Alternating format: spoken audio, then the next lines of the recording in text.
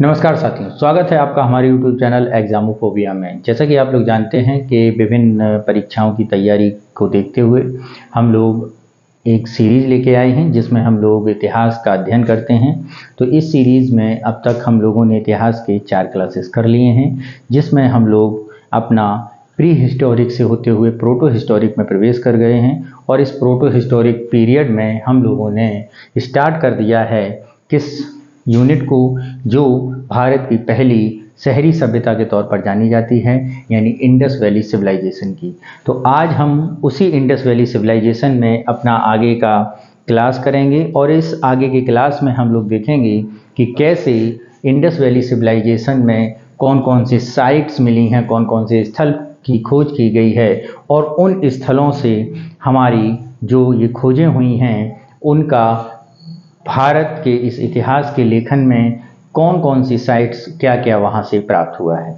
चलिए तो स्टार्ट करते हैं अपनी सिंधु घाटी सभ्यता यानी प्राचीन भारतीय इतिहास का टॉपिक। तो हमारा जो टॉपिक है वो था प्राचीन भारतीय इतिहास। क्या था? प्राचीन भारतीय इतिहास या एंशिएंट हिस्ट्री। क्या था मित्रों? प्राचीन भारतीय इतिहास या एंशिएंट प्राचीन भारत। ठीक है।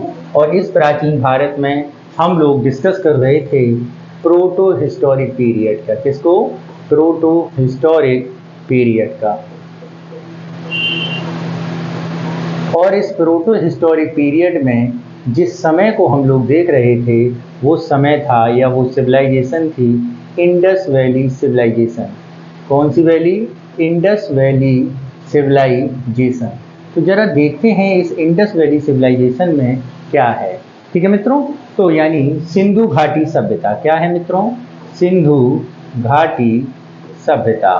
तो इस सिंधु घाटी सभ्यता में कल हम लोगों ने विभिन्न स्थल खोजे थे।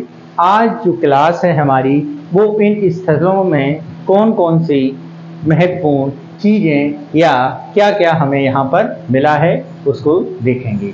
तो जैसा कि आप लोग जानते हैं कि सिंधु घाटी सभ्यता जो सभ्यता है इसकी अगर हम देखें कितनी पुरानी सभ्यता है तो इसकी अलग अलग विवेचना की गई है, यानी अलग अलग एक्सप्लेनेशन दिया गया है। जो हमारे जैसा आप लोग जानते हैं, जो मैंने आपको बताया था 2500 BC से ये सभ्यता कितनी पुरानी है? 1750 तक पुरानी है, यानी 1750 BC तक पुरानी है। इसके अलावा इसके बारे में टाइम पीरियड में अगर हम बात करें तो जॉन मार्शल के अनुसार, अकॉर्डिंग टू जॉन मार्शल, तो जॉन मार्शल कौन थे? जैसा कि आप लोग जानते हैं कि 1826 में जॉन मार्शल महोदय ने बताया था कि क्या बताया था कि 1931 में जॉन मार्शल ने बताया कि ये सभ्यता जो है कितने वर्ष पुरानी है। तो उन्होंने इसका आकलन 3250 BC यानी 3250 BC से कितना किया? 2750 BC तक, यानी 2750 BC तक इसका आकलन किया है जॉन मार्शल ने। ठीक है। जैसा आप लोग जानते हैं ये ASI के प्रथम अध्यक्ष बनाए गए थे 1926 में और 1931 में इन्होंने ऐसा बताया था। इसके अलावा C14 मेथड के अनुसार, जो एक साइंटिफिक मेथड है, इसके अनुसार सिंधु घाटी सभ्यता कितनी पुरानी बताई गई है? ये सभ्यता आपको 2500 BC से 1750 BC तक बताई गई है। कितनी? 2500 BC से 750 BC तक बताई गई है। ठीक है। इसके बाद यदि हम बात करें, जो एक इतिहासकार हैं जिनका नाम MS वत्स है। क्या है? MS वत्स महोदय। इन्होंने ये सभ्यता कितनी पुरानी बताई है? इन्होंने ये सभ्यता 3500 BC से कितनी पुरानी बताई है?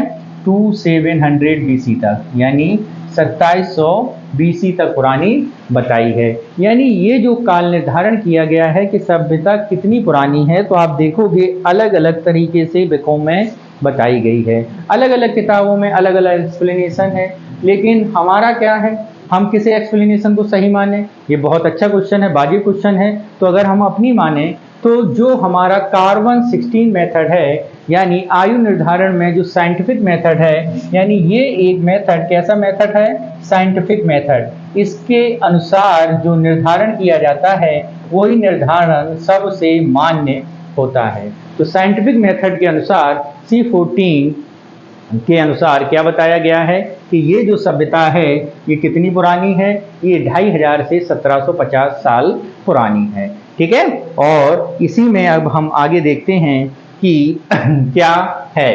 तो इस सिंधु घाटी सभ्यता का ये काल निर्धारण हो गया, समय निर्धारण हो गया। अब हम देखते हैं कि भारत कितने स्थल पाए गए हैं। यदि हम भारत पाकिस्तान में इंक्लूडेड कर लें तो लगभग 350 से अधिक हड़प्पा कालीन स्थल पाए गए हैं। कितने?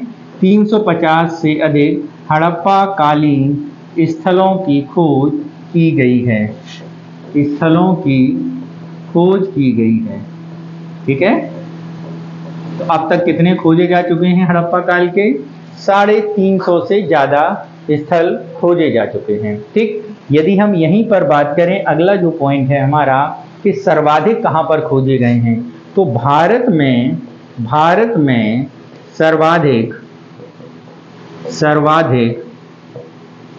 हड़प्पा स्थल कहाँ खोजे गए हैं? सर्वाधिक हड़प्पा स्थल गुजरात राज्य में खोजे गए हैं। कहाँ पर मित्रों? गुजरात में खोजे गए हैं। सर्वाधिक हड़प्पा स्थल कहाँ पर खोजे गए हैं? गुजरात में। अब इसके बाद मित्रों हम लोग डिस्कस करते हैं कि अलग अलग कौन कौन से स्थल हैं जिनकी अलग अलग अपनी अलग अलग आइडेंटिटी है। तो कंप्यूटर जी से हम अगला पेज मांगते हैं। पहला पेज आपने देख लिया है। तो सबसे पहले जो स्थल है, जो सबसे पहले खोजा गया है, आप लोगों को पता है वो कौन सा स्थल है? हड़प्पा स्थल है। कौन सा है मित्रों? हड़प्पा स्थल।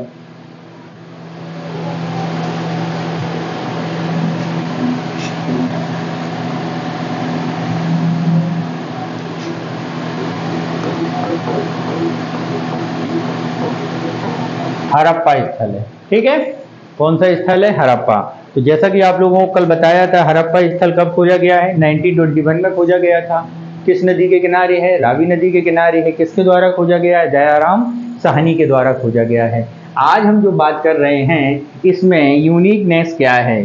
तो सबसे बड़ी बात इसमें यह है कि यहाँ की सबसे बिगेस्ट बिल्डिंग कौन सी है? कौन सी? बिगेस्ट बिल्डिंग, यानी सबसे बड़ी इमारत, बड़ी इमारत, सबसे बड़ी इमारत की अगर हम बात करें तो यहाँ की सबसे बड़ी इमारत है 12 कक्षों का, यानी 12 रूम का, क्या है? 12 कक्षों का अन्नागार। क्या है? 12 कक्षों का अन्नागार है, यानी 12 रूम्स ग्रेन यार्ड।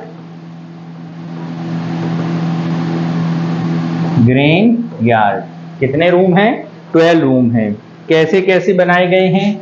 6 पंक्तियों में बने हैं। कितने कितने? 6 पंक्तियों में बने हैं। पंक्तियों में बने हैं। कितने बने हैं? कितने बने हैं? 12 कक्षों का अन्नागार है जो कितनी पंक्तियों में है? 6 पंक्तियों में बना हुआ है। अब जब अन्नागार की बात हो गई है तो यहाँ पर पता होना चाहिए कि हड़प्पा में कौन कौन सी फसलें पैदा की जाती थी। तो यहाँ पर यदि हम फसलों की बात करें, कौन कौन सी फसलें पैदा होती थी, तो मित्रों यहाँ पर फसलें जौ है और गेहूं है। कौन सी है मित्रों? जौ और गेहूं।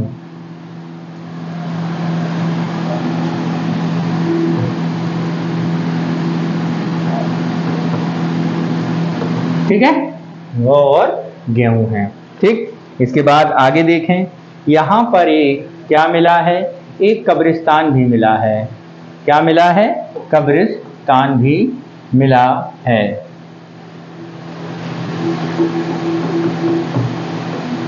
कब्रिस्तान भी हमको क्या हुआ है? प्राप्त हुआ है। और इस कब्रिस्तान में क्या नाम दिया गया है? इसका नाम दिया गया है R37। अब क्वेश्चन आता है कि इसका नाम R37 क्यों है? तो why it is known as R37? Why, क्यों इसे कहा जाता है R37? हुआ क्या है कि इस कब्रिस्तान में 57 नरकंकाल मिले हैं। कितने मिले हैं? 57 नरकंकाल प्राप्त हुए हैं। और ये जो 57 नरकंकाल प्राप्त हुए हैं, इनमें से जो 20 कंकाल हैं, कितने? 20 कंकाल बुरी तरह क्या हो गए हैं? समाप्त हो गए थे, डिस्ट्रॉय हो गए थे। तो बचे कितने हैं? 37। इसलिए इसका नाम क्या हो गया है? R37 हो गया है। ठीक है, यानी एक ग्रेवयार्ड मिला है यहाँ पर। क्या मिला है? ग्रेवयार्ड। और इस ग्रेवयार्ड का नाम क्या है? R37 है। ठीक है, इसमें क्यों ऐसा कहा गया है? 57 नरकंकाल मिले हैं, जिसमें 20 कंकाल समाप्त हो गए हैं। ठीक है, और अगर हम इस नरकंकालों को, समाधि को ध्यान से देखें, तो ये जो समाधि है, ये नॉर्थ टू साउथ ऐसे लोगों को स्थापित किया गया था। यानी समाधि में नॉर्थ से साउथ इस दिशा में इन्हें क्या किया गया है? समाधि में लिटाया गया है। ये इस प्रकार इनकी समाधि बनी है, नॉर्थ टू साउथ, यानी पैर जो हैं वो साउथ की तरफ हैं और सर किधर है? नॉर्थ की तरफ। बात समझे? यहाँ पर नॉर्थ टू साउथ हैं। ठीक, इसके अलावा यदि हम बात करें, यहाँ पर मिला है statue of goddess of fertility.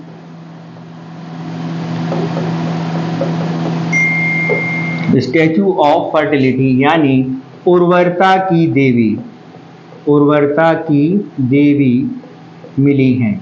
ये उर्वरता की देवी बेसिकली क्या है?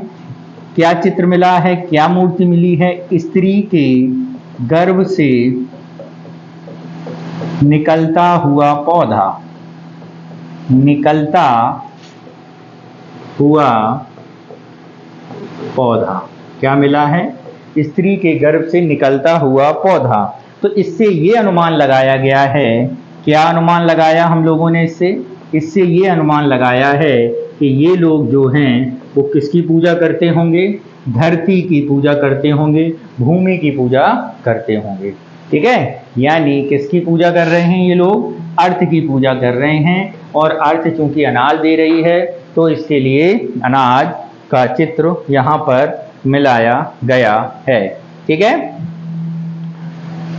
अब आगे देखते हैं। आगे का जो पॉइंट है वो है शवों को दफनाने की प्रथा है। यहाँ पर क्या है? शवों को दफनाने की प्रथा है। दफनाने का तरीका नॉर्थ टू साउथ है। दफनाने की प्रथा मौजूद है कहाँ पर? हड़प्पा में। दूसरी बात यदि हम यहाँ पर करें, शवों का दाह संस्कार होता है। शवों का दाह संस्कार, शवों का दाह संस्कार की अगर हम बात करें, तो दाह संस्कार कहाँ पर मौजूद है? तो ये प्रथा मोहनजोदड़ो में है। कहाँ पर है? मोहनजोदड़ो में दाह संस्कार की प्रथा है। ठीक है, इसके अलावा शवों के साथ कुत्ते को दफनाना, इसके साक्ष्य कहाँ मिले हैं? दफनाना ये कहाँ पर मिला है? ये हमें मिला है रोपड़ पंजाब में। कहाँ पर? रोपड़ पंजाब में मिला है। ठीक है, कहाँ पर मिला है? रोपड़ पंजाब में मिला है। ठीक है, कोई दिक्कत? ठीक, इसके अलावा आगे बात करते हैं। आगे क्या है? हड़प्पा सभ्यता में एक शंख का बना बैल मिला है। क्या मिला है? शंख का बना बैल। शंख का बना बैल प्राप्त हुआ है हड़प्पा से। ये जो है ये बॉक्स में रखना, शवों को दफनाने की कला। ठीक है, शंख का बना बैल है। पीतल का बना हुआ इक्का है। पीतल का बना हुआ इक्का है। ठीक है, तीसरी बात करें, बटन के आकार की मोहरें हैं। बटन के आकार की मोहरें हैं। यहाँ पर बटन के आकार की मोहरें हैं। और यदि हम बात करें, ईंटों के बने चबूतरे हैं। ईंटों के बने चबूतरे हैं। ठीक है, और इन पर गेहूं और जौ के अवशेष हैं। इन ईंटों पर क्या हैं? गेहूं और जौ के अवशेष हैं। गेहूं और जौ के क्या हैं? अवशेष मिले हैं। ठीक, तो ये क्या है, ये है हमारा हड़प्पा सभ्यता से प्राप्त हुई चीज़ों के बारे में, वहाँ के शवों को दफनाने की कला के बारे में। ये सारी चीज़ें हमारी कहाँ पर हैं, ये हमारी चीज़ें आपके हड़प्पा सभ्यता में है। ठीक है, हड़प्पा प्लेस में है, जो आपकी किस नदी के पास है, जो आपकी रावी नदी के किनारे है, दयाराम साहनी। अगला जो प्लेस है हमारा, उसको हम देखेंगे तो अगला प्लेस है हमारा, कंप्यूटर से पेज मांगते हैं, वो है मोहनजोदड़ो। क्या है मित्रों, मोहनजोदड़ो। इसको जरा देखते हैं, मोहनजोदड़ो में क्या है। मोहनजोदड़ो, ठीक है, मोहनजोदड़ो का यदि हम अर्थ देखें तो इसका अर्थ क्या है, इस शब्द का अर्थ क्या है, तो ये शब्द है मृतकों का टीला। क्या है, मृतकों का टीला। क्या है मित्रों, मृतकों का टीला, यानी mount of dead. Mount of dead है ये, मृतकों का टीला है। ठीक है, सबसे बड़ी बिल्डिंग के बारे में यदि हम यहाँ पर बात करें, सबसे बड़ी बिल्डिंग यहाँ पर कौन सी है, सबसे बड़ी इमारत, बिगेस्ट बिल्डिंग,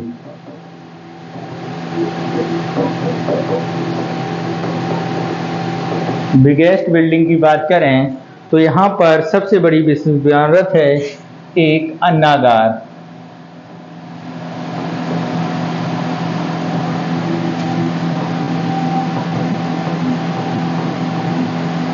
विशाल अन्नागार यहाँ भी मिला है, हड़प्पा में भी मिला था।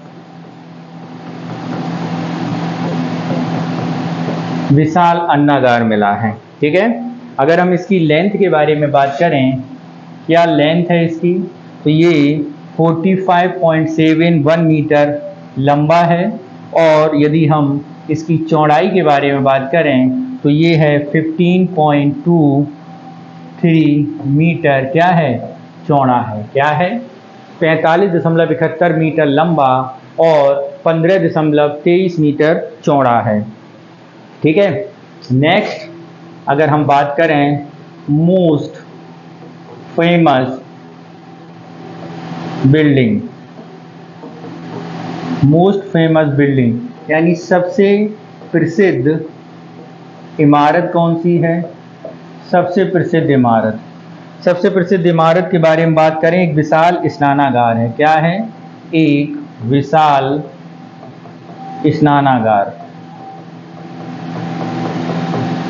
एक विशाल स्नानागार है। ठीक है, ये क्या है विशाल स्नानागार, इसके बारे में बात करें तो ये है 11.88 मीटर लंबा है, 11.88 मीटर लंबा, 7.01 मीटर चौड़ा। ठीक है, और इसके अलावा 2.43 मीटर गहरा है। ये इस स्नानागार की लेंथ है। ठीक है, क्या है, इस स्नानागार की लेंथ है। ठीक, तो ये दो चीज़ें मिली हैं। इसके अलावा क्या प्राप्त हुआ है, इसके अलावा यदि हम बात करें, यहाँ पर मिला है स्टैचू ऑफ नटराज, यानी स्टैचू ऑफ नटराज, यानी नटराज की मूर्ति, नटराज की मूर्ति प्राप्त हुई है। क्या मिली है, नटराज की मूर्ति। ठीक है, और इसे बोला गया है गॉड ऑफ डांस। क्या बोला गया है, गॉड ऑफ डांस हैं, यानी ये नृत्य के देवता हैं। किसके देवता हैं, नृत्य के देवता हैं। और इनकी तुलना की जाती है किस भगवान से, लॉर्ड शिवा से। किससे की जाती है, भगवान शंकर से। इसके अलावा यहाँ पर पशुपति नाथ मिले हैं। क्या मिले हैं, पशुपति नाथ की मूर्ति मिली है। किसकी मूर्ति मिली है, पशुपति नाथ की मूर्ति प्राप्त हुई है। किसकी मूर्ति मित्रों, पशुपति नाथ की मूर्ति प्राप्त हुई है, जो कैसी है, इसकी भी तुलना किससे की जा रही है, लॉर्ड शिवा से की जा रही है। किससे की जा रही है, लॉर्ड शिवा से इसकी भी तुलना की जा रही है कि ये भी किसकी रही होगी, पशुपति नाथ की मूर्ति भी कैसी रही होगी, लॉर्ड शिवा की मूर्ति रही होगी।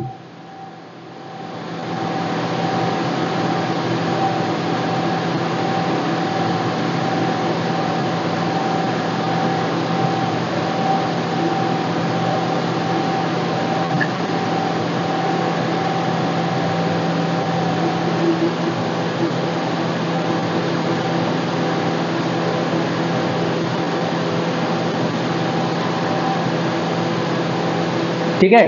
और ये जो पशुपतिनाथ की मूर्ति है इसको कहा जाता है ये त्रिमुखी शिव है। कौन है? त्रिमुखी शिव है ये। ठीक है। इसके अलावा इस पशुपतिनाथ की मूर्ति पर 6 एनिमल मिले हैं। क्या मिले हैं? 6 जानवर, 6 एनिमल्स। और इन 6 एनिमल्स में यदि हम बात करें तो कितने टाइप के हैं? 5 टाइप की प्रजातियां हैं। और ऐसे ही 2 बर्ड्स मिली हैं। क्या मिले हैं? 2 बर्ड्स मिले हैं जो कितने टाइप के हैं? वो 1 टाइप की प्रजाति है। तो जरा इसमें देख लें क्या है कि इन पशुपति के दाईं ओर कौन कौन से जानवर हैं? दाईं ओर अगर हम बात करें तो है आपका बाघ और हाथी। क्या है? बाघ और हाथी। ठीक है। दाईं तरफ कौन है? बाघ और हाथी। और ऐसे ही बाईं ओर की अगर हम बात करें तो बाईं ओर कौन कौन से जानवर हैं? तो बाईं ओर जानवर है भैंसा और गैंडा। कौन है? भैंसा और गैंडा।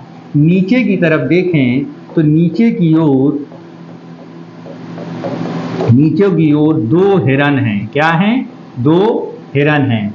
और ऐसे ही यदि हम बात करें 2 बर्ड हैं, जो बर्ड हैं वो कहाँ हैं? वो इनके नीचे हैं 2 बर्ड पैरों के पास। पैरों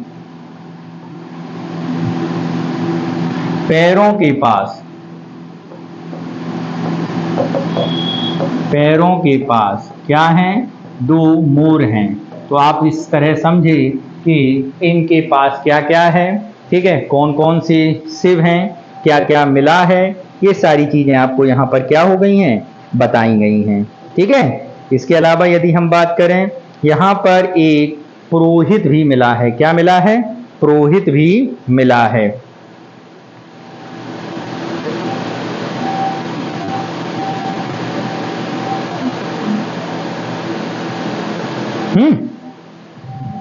क्या मिला है?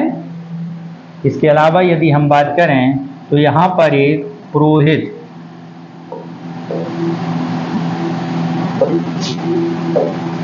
यहाँ पर क्या मिला है? पुरोहित राजा की मूर्ति। ठीक है। जो क्या पहने हुए हैं? जो कपास का कपड़ा या कॉटन का वस्त्र धारण किए हैं। और ये वस्त्र जो है इस वस्त्र पर चित्रकारी भी है। क्या भी है? चित्रकारी भी है। ठीक है। इसके अलावा डांसिंग गर्ल मिली है, यानी नर्तकी की मूर्ति। क्या मिली है? नर्तकी की मूर्ति भी मिली है। नर्तकी की मूर्ति।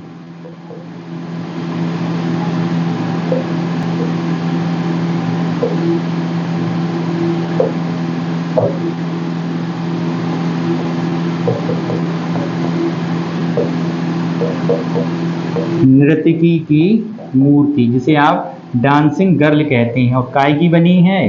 कांसे की बनी हुई है। किसकी बनी है मित्रों? कांसे की बनी हुई है। ठीक है। एक कॉलेज बिल्डिंग भी मिली है, यानी महाविद्यालय भवन भी मिला है। क्या मिला है? महाविद्यालय भवन। इसके अलावा श्रृंगार दान भी मिला है, श्रृंगार करने का सामान। ठीक है। और दूसरी बात यदि सबसे इंपॉर्टेंट बात करें तो प्रत्येक घर में कुआं भी मिला है। प्रत्येक घर में कुआं भी प्राप्त हुआ है। क्या मिला है मित्रों? प्रत्येक घर में कुआं भी मिला है।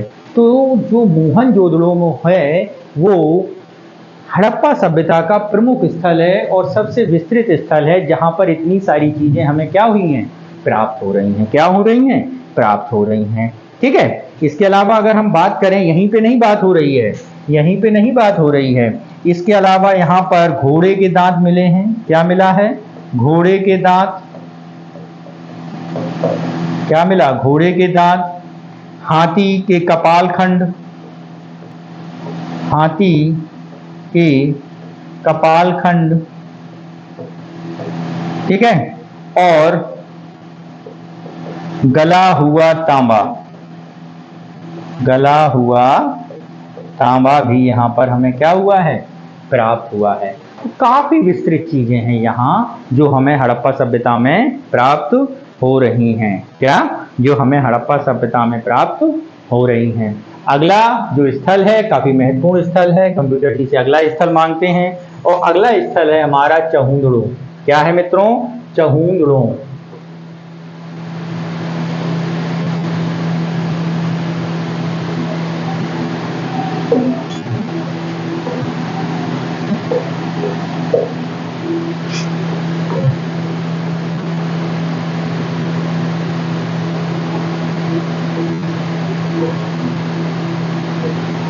चहुंदड़ो, इसके बारे में देखिए क्या मिला।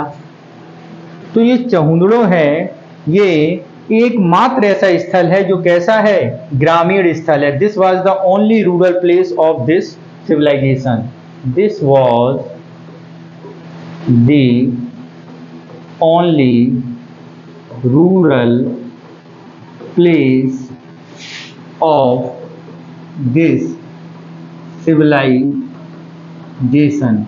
यानी इस शहरी सभ्यता का एकमात्र क्या है, एकमात्र ग्रामीण स्थल है। क्या है? एकमात्र ग्रामीण स्थल। क्या है? एकमात्र ग्रामीण स्थल है ये, ठीक है, एकमात्र ग्रामीण स्थल है। ठीक, दूसरी बात करते हैं। यहाँ पर जो है बेलनाकार, क्या, बेलनाकार मोहरें मिली हैं। क्या मिली हैं? बेलनाकार मोहरें प्राप्त हुई हैं। ठीक है।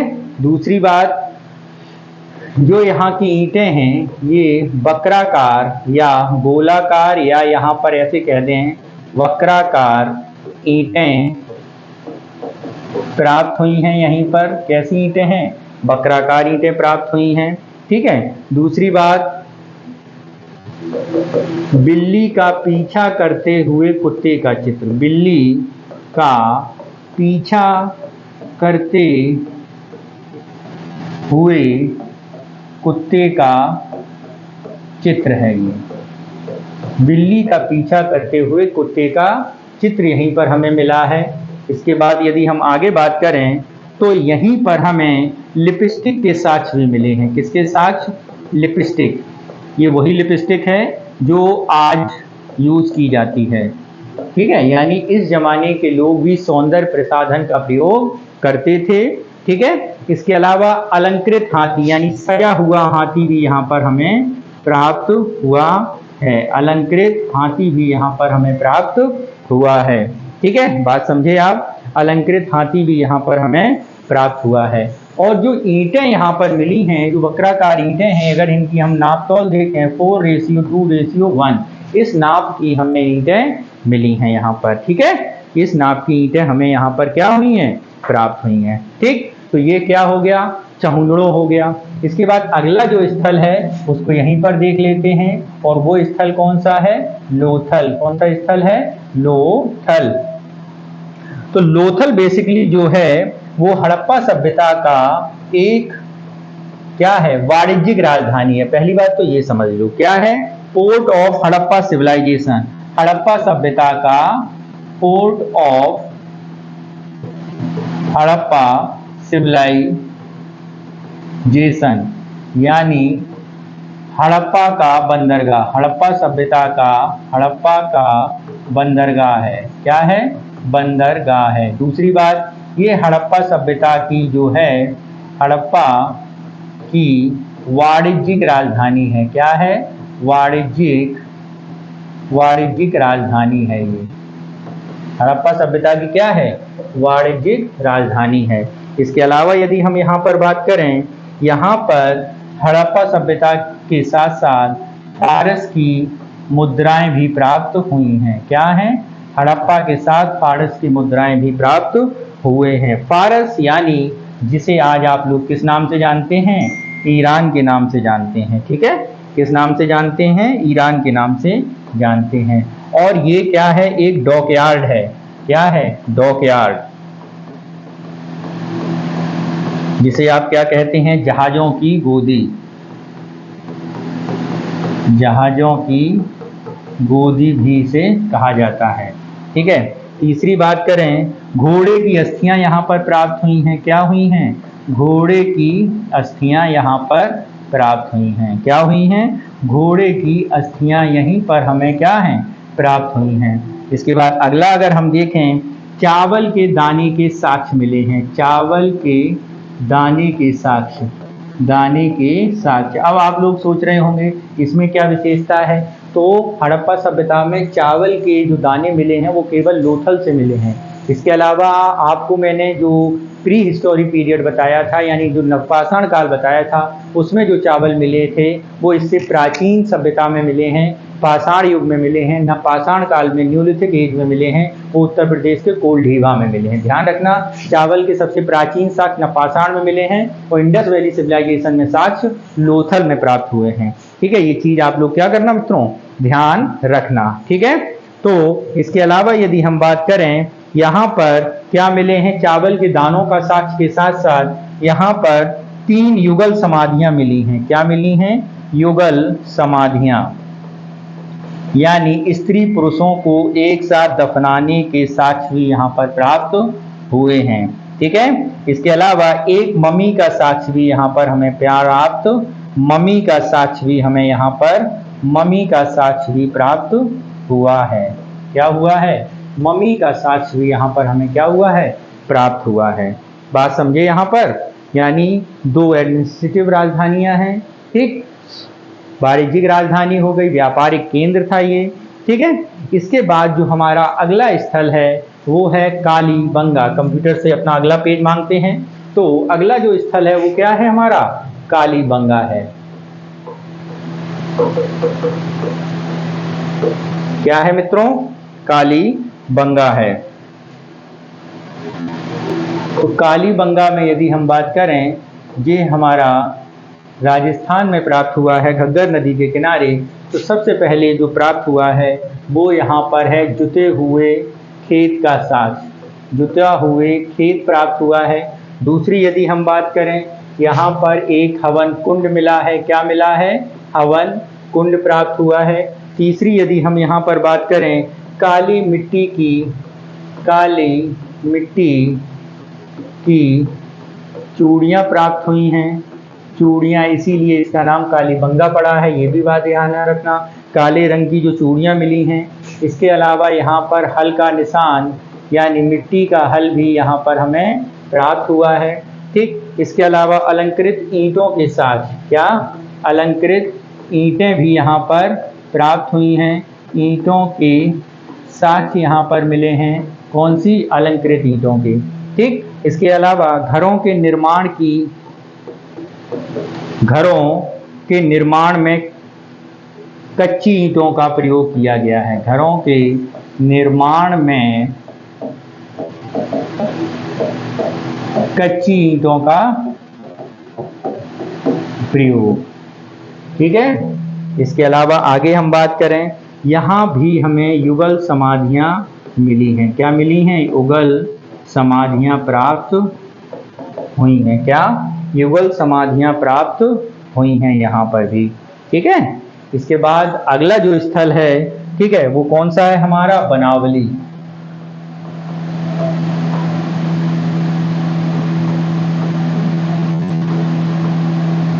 अगला स्थल कौन सा है?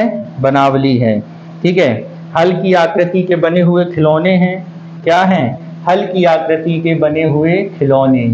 हल की आकृति के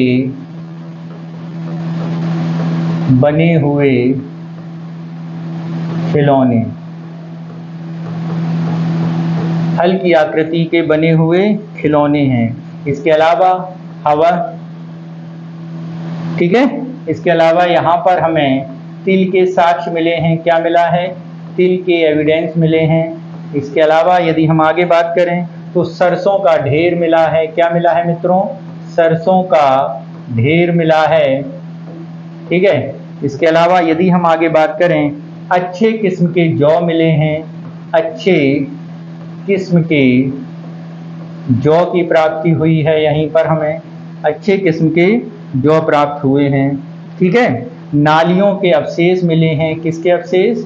नालियों के अवशेष मिले हैं। क्या मिला है? अवशेष मिले हैं। और मातृ देवी की मूर्ति मिली है, मातृ देवी की मूर्ति। ठीक है, मातृ देवी की मूर्ति। पशुओं एवं मनुष्यों की मूर्तियां मिली हैं। क्या मिला है? पशुओं एवं मनुष्यों की मूर्तियां।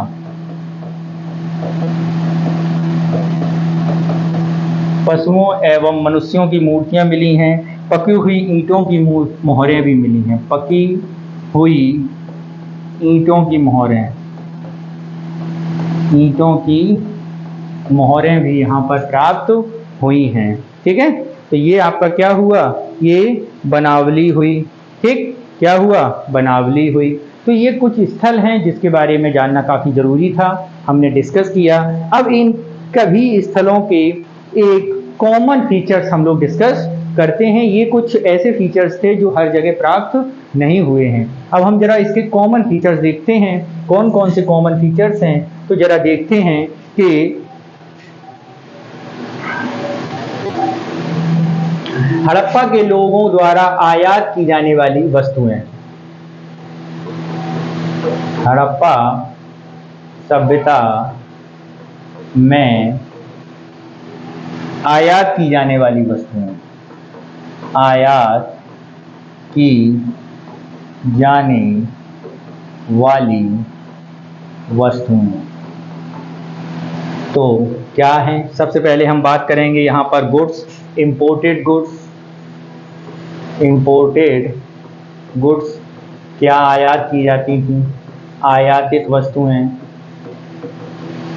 क्या आयातित वस्तुएं होती थीं। इसके अलावा किस एरिया से किस एरिया या किस क्षेत्र से आयात होती थी? तो यहाँ पर पहली वस्तु आयातित है वो है टिन, क्योंकि तांबा बनाना है, कांसा बनाना है, तो टिन जो आएगा वो कहाँ से आएगा? तो टिन मित्रों आएगा फारस से। कहाँ से? फारस से। ठीक है, इसके अलावा अफगानिस्तान से आएगा। कहाँ से? अफगानिस्तान से आएगा। ठीक है, अफगानिस्तान से आएगा। नेक्स्ट अगर हम आगे बात करें तो आगे आएगा कॉपर यानी तांबा। क्या आएगा? तांबा। तांबे में अगर हम बात करें तो तांबा कहाँ से मिलेगा? तो तांबा खेतड़ी से प्राप्त होगा। खेतड़ी यानी राजस्थान से मिलेगा। कहाँ से मिलेगा? खेतड़ी राजस्थान से मिलेगा।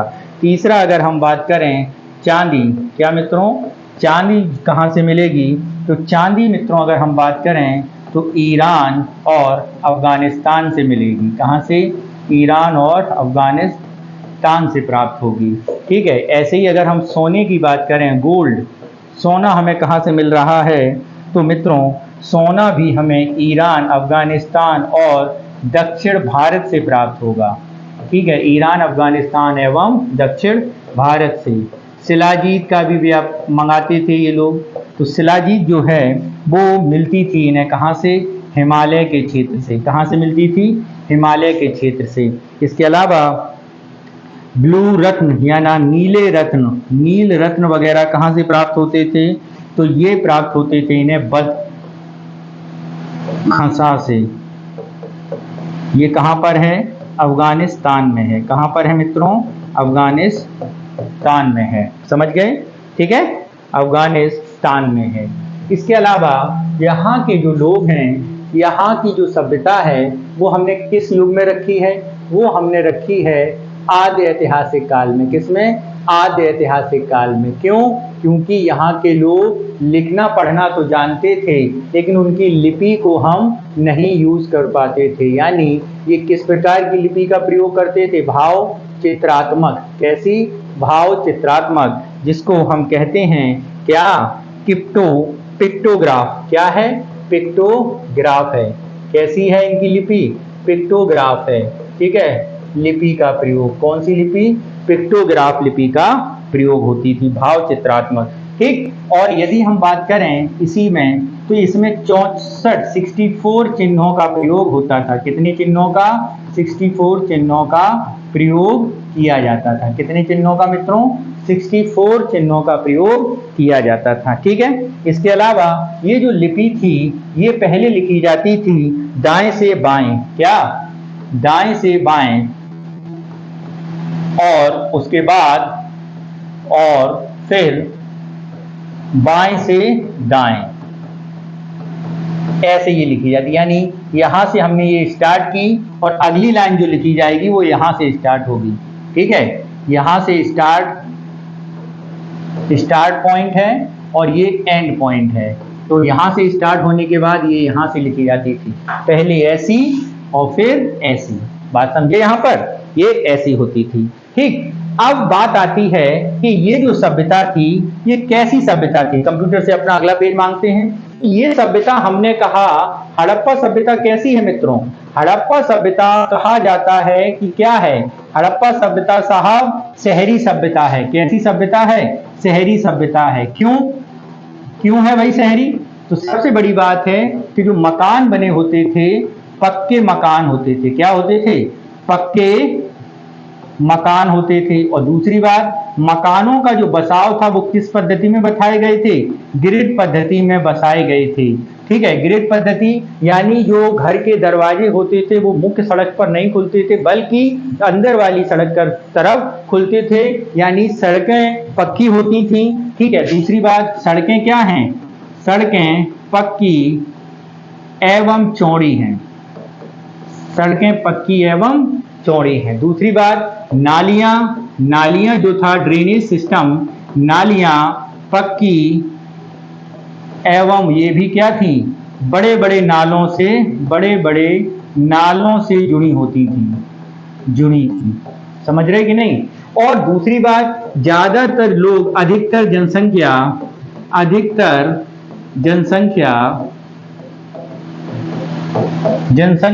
क्या होती थी? अधिकतर जनसंख्या व्यापार का काम करती थी। किसका काम? व्यापार का काम। ठीक है, पहली बात। और दूसरी बात, यदि यहीं पर बात करें, नगर जो होते थे वो नियोजित होते थे। कैसे होते थे? नियोजित होते थे। ठीक है। कैसे होते थे? नियोजित होते थे। ठीक। और नगरों को विभाजन किया जाता था। कितने भागों में? मुख्यतः जो विभाजन देखा गया है नगरों का यहाँ पर, तो नगर को 2 भागों में बांटा जाता था। 2 भागों में। कितने भागों में? 2 भागों में। एक बाईं ओर, या इसे आप कह सकते हैं, क्या कह सकते हैं? पश्चिमी भाग। और एक आपका हो सकता है पूर्वी भाग। ठीक है। यहां पर पुरोहित रहता था। क्या रहता था? पुरोहित। यहां पर आमजन, कारीगर, सैनिक आदि रहते थे। ठीक। तो इस तरह नगरों का क्या किया गया था? बटाव किया गया था, बसाया गया था। ठीक है। और इसके अलावा जो तिराहे पर घर होते थे, जो कोने में घर होते थे, वो एल शेप के बने होते थे। किसके बने होते थे मित्रों? एल शेप के वो घर बने होते थे। बात समझे? यहां पर एल शेप के वो घर बने होते थे।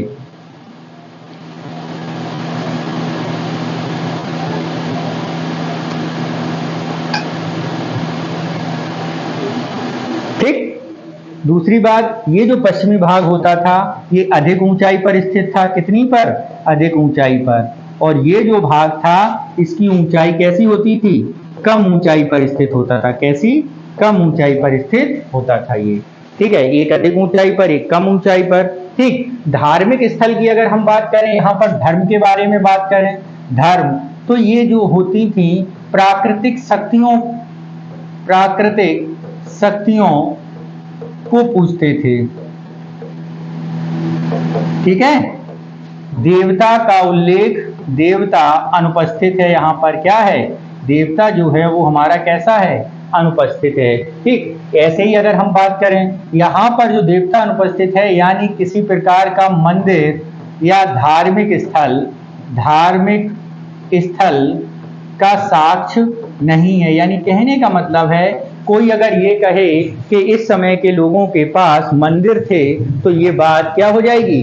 गलत हो जाएगी। किसी प्रकार के धार्मिक स्थल का उल्लेख यहाँ पर नहीं है, साक्ष्य उपलब्ध जो है वो नहीं है, साक्ष्य उपलब्ध नहीं है। दूसरी बात यदि हम बात करें समाज जो इस समय का था वो कैसा है, अगला पेज मांगते हैं। अगला पेज आता है हमारी सोसाइटी। इस समय की सोसाइटी कैसी है, क्या इस समय की सोसाइटी, तो यहाँ पर आप देखते हो दो वर्ग बटे हुए हैं, ठीक है, लेकिन विभाजन वर्ण व्यवस्था जो है वो यहाँ पर नहीं है। दूसरी बात, पुरुष और स्त्री में भेदभाव नहीं है। तीसरी बात, मनोरंजन के लिए अगर हम बात करें, मनोरंजन के लिए ये लोग क्या करते थे, ये लोग पशु युद्ध, ठीक है, पशु युद्ध, ताश, ठीक है, शतरंज का प्रयोग करते थे, ठीक है, शतरंज का प्रयोग करते थे, ठीक। धार्मिक स्थल में एक चीज और है कि यहाँ के लोग स्वास्तिक के चिन्ह से परिचित थे, इससे क्या थे, परिचित थे, ठीक। तो ये क्या है इस समय की सभ्यता के बारे में। अब बात आती है कि हड़प्पा सभ्यता इतनी बड़ी शहरी सभ्यता है तो ये विलीन कैसे हो गई, तो इसके लिए सभ्यता का समाप्त कैसे हुई सभ्यता, तो अलग अलग लोगों के अलग अलग साक्ष्य हैं। कुछ लोग कहते हैं कि क्योंकि नदी के किनारे थी ज्यादातर सभ्यता तो बाढ़ के कारण समाप्त हो गई होगी, किसके कारण, बाढ़ के कारण। कुछ लोग कहते हैं कि आर्यों के आक्रमण के कारण हो गई होगी, क्या आर्यों के आक्रमण के कारण समाप्त हो गई थी। कुछ लोग ये कहते हैं कि ये सभ्यता जो है वहां पर एक बीमारी चली जिससे पूरे के नगर समाप्त हो गए, मलेरिया रोग के कारण समाप्त हो गई होगी। लेकिन जो प्राकृतिक आपदा है, प्राकृतिक परिवर्तन है, उसी के आधार पर हम ये कहते हैं कि ये वाला साक्ष्य बिल्कुल सही है, यानी बाढ़ के कारण हो सकता है ये सभ्यता समाप्त हो गई हो। तो मित्रों, इस तरह आज हम लोगों ने हड़प्पा सभ्यता के बारे में, उसके प्रमुख नगरों के बारे में अध्ययन किया और इसके बाद मनुष्य ने एक नए इंस्ट्रूमेंट की खोज कर ली थी और एक नई मेटल की खोज कर ली थी इस सभ्यता के बाद, समाप्ति के बाद, और वो नया मेटल था आयरन, लोहा। और इस लोहे की खोज के बाद मनुष्य ने तेजी से जंगलों को साफ किया और अपने लिए नए सरप्लस यानी अधिक भूमि उपज पैदा करना शुरू कर दिया, जिससे ये एक नई 16 महाजनपद की ओर हम लोग प्रस्थान करेंगे। लेकिन उससे पहले हम वैदिक सभ्यता के बारे में कल डिस्कस करेंगे। तो आपका सहयोग के लिए बहुत बहुत धन्यवाद। आप हमारे चैनल से जुड़े रहिए और जो भी आपके डाउट्स हैं वो आप हमारे कमेंट बॉक्स में जरूर बताइए। आपके डाउट्स को जल्दी खत्म किया जाएगा, समाप्त किया जाएगा और इसमें जितने भी फैक्ट्स बताए जाते हैं वो आपको आपके आने वाले एग्जाम को देखते हुए तैयार किए गए हैं, तो आप उनसे जरूर रूबरू होइए और अपने मित्रों को भी इसके बारे में बताइए। बहुत बहुत धन्यवाद। Thank you. जय हिंद। सबा खैर।